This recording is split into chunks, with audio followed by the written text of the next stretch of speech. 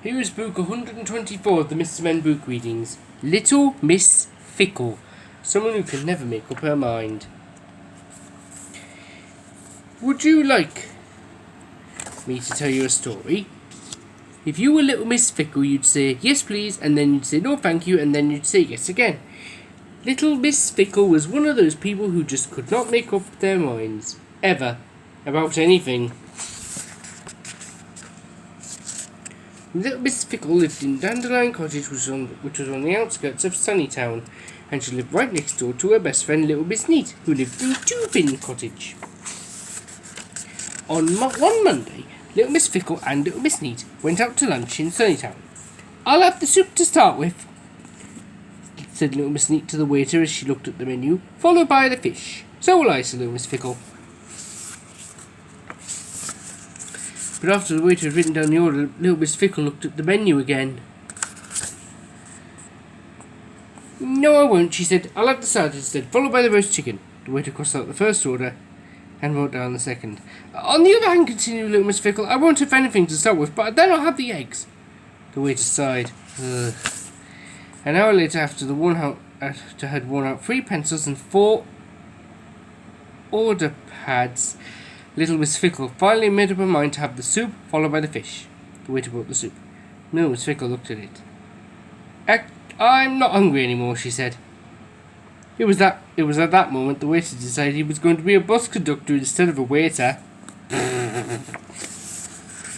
On Tuesday, Little Miss Fickle went to buy a hat. I want a new pink hat, she announced to the milliner. The milliner brought her 2 pink hats to choose from. I'll have this one, she said, said Miss Fickle after she tried them both on. Certainly, madam, replied the milliner, and put the hat in the hat box. On the other hand, said Miss Fickle,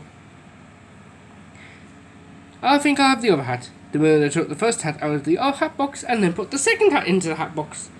But, continued Little Miss Fickle, I think that the first hat suited me better, don't you?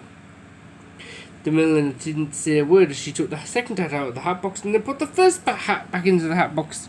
She handed the hat box to Little Miss Fickle. Little Miss Fickle looked at the milliner. Do you have any blue hats? She asked. It was at that moment the milliner decided she was going to be a ballerina instead of a milliner. On Wednesday, Little Miss Fickle went to the butcher's. I like some sausages, she said. Beef sausages or pork sausages? Asked the butcher. Pork sausages, replied Little Miss Fickle. The butcher wrapped up the pork sausages. But beef sausages would be nicer, said Little Miss Fickle.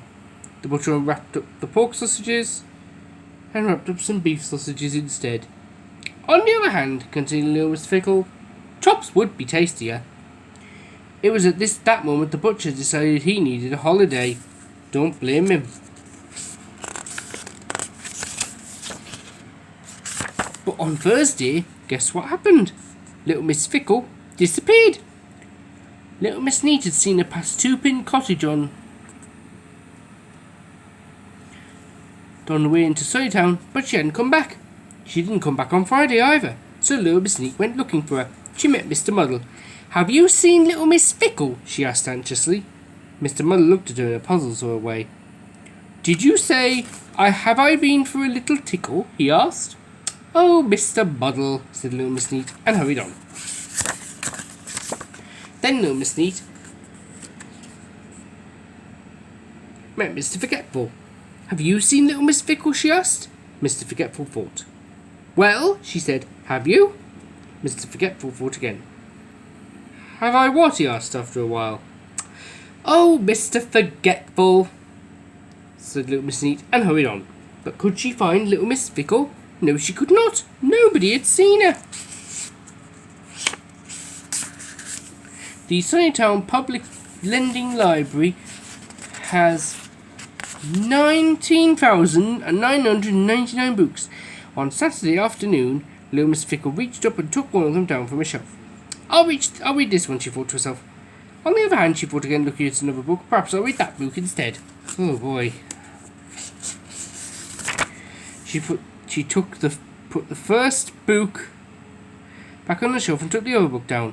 It was the 19,999th book she'd chosen. Little Miss Fickle been in the library for 3 days choosing a book. Freehold is choosing just one single solitary book. She went home carrying her book. That Saturday afternoon, Little Miss Neat was in the garden of Two-Pin Cottage when Little Miss Fickle walked past. "Where have you been?" she called out. "To the library," replied Little Miss Fickle. "For 3 days!" exclaimed Little Miss Neat. "Well," explained Little Miss Fickle, "I wanted to choose the right book." And she held it up, and then she stopped to look at it. "Oh, botherations," she said. "I've read it before." "Here we go again, then."